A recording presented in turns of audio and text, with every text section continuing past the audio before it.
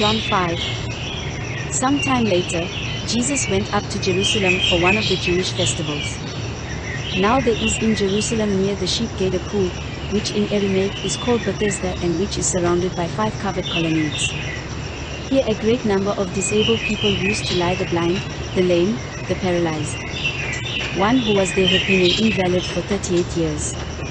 When Jesus saw him lying there and learned that he had been in this condition for a long time, he asked him, "Do you want to get well?" "Sir," the invalid replied, "I have no one to help me into the pool when the water is stirred. While I am trying to get in, someone else goes down ahead of me." Then Jesus said to him, "Get up. Pick up your mat and walk." At once the man was cured. He picked up his mat and walked. The day on which this took place was a Sabbath, and so the Jewish leaders said to the man who had been healed, "It is the Sabbath, the law forbids you to carry your mat." But he replied, "The man who made me well said to me, 'Pick up your mat and walk.'" So they asked him, "Who is this fellow who told you to pick it up and walk?" The man who was healed had no idea who it was, for Jesus had slipped away into the crowd that was there. Later Jesus found him at the temple and said to him, "See, you are well again. Stop sinning or something worse may happen to you." The man went away and told the Jewish leaders that it was Jesus who had made him well. So, because Jesus was doing these things on the Sabbath, the Jewish leaders began to persecute him. In his defense Jesus said to them, "My Father is always at his work to this very day, and I too am working." For this reason they tried all the more to kill him. Not only was he breaking the Sabbath, but he was even calling God his own Father, making himself equal with God. Jesus gave them this answer, "Very truly I tell you, the Son can do nothing by himself, he can do only what he sees his Father doing, because whatever the Father does the Son also does. For the Father loves the Son and shows him all he does.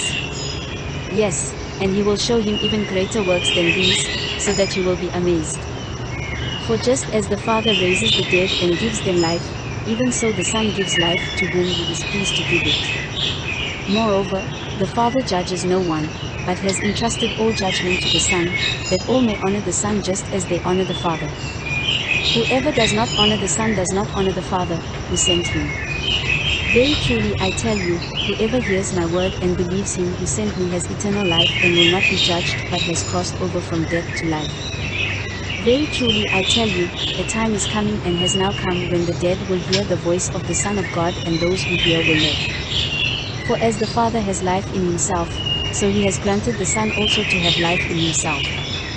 And he has given him authority to judge, because he is the Son of Man. Do not be amazed at this, for a time is coming when all who are in the graves will hear his voice and come out. Those who have done what is good will rise to live, and those who have done what is evil will rise to be condemned. By myself I can do nothing, I judge only as I hear, and my judgment is just, for I seek not to please myself, but him who sent me. If I testify about myself, my testimony is not true. There is another who testifies in my favor, and I know that his testimony about me is true. You have sent to John, and he has testified to the truth. Not that I accept human testimony, but I mention it that you may be saved. John was a lamp that burned and gave light, and you chose for a time to enjoy his light. I have testimony weightier than that of John. For the works that the Father has given me to finish, the very works that I am doing testify that the Father has sent me. And the Father who sent me has himself testified concerning me. You have never heard his voice nor seen his form, nor does his word dwell in you, for you do not believe the one he sent. You study the scriptures diligently because you think that in them you have eternal life. These are the very scriptures that testify about me, yet you refuse to come to me to have life. I do not accept glory from human beings, but I know you. I know that you do not have the love of God in your hearts. I have come in my Father's name, and you do not accept me, but if someone else comes in his own name, you will accept him. How can you believe since you accept glory from one another but do not seek the glory that comes from the only God? But do not think I will accuse you before the Father. Your accuser is Moses, on whom your hopes are set.